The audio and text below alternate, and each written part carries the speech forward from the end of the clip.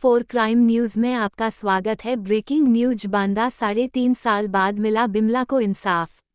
मृतिका बिमला के पति किन्न यादव ने ही की थी अपनी पत्नी की निर्मम हत्या।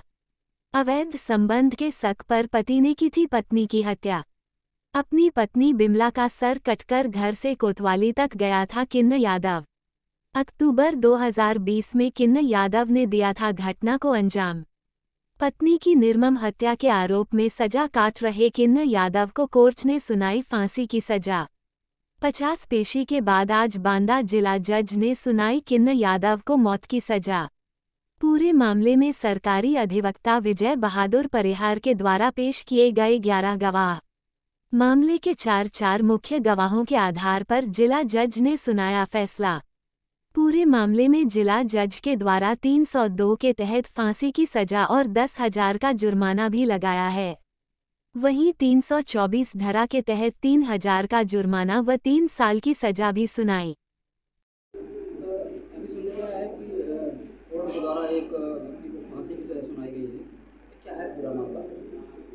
ये मामला 9 अक्टूबर 2020 का मामला है।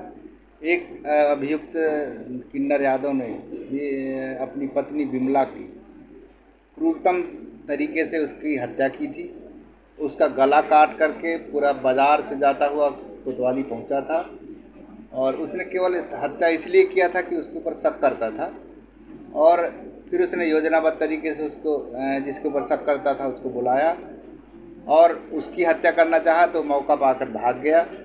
तो इसने पत्नी को कई बार बांके से वार किया। वो बेचारी अपने को बचाती हुई दूसरे बगल वाले घर में घुस गई, वहाँ दौड़ता हुआ गया और उसको घसीटता हुआ बाहर लाया।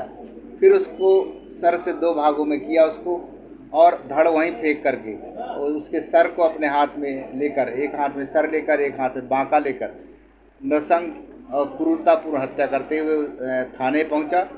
तब कहीं थाने में उसने घटना की FIR लिखी गई और ये कार्रवाई इसके बाद हुई।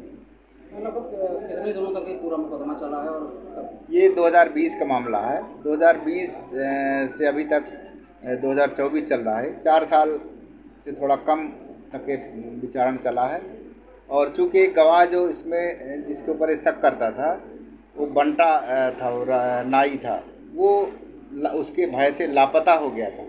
उसको खोजने में 2 साल लग गया पूरा।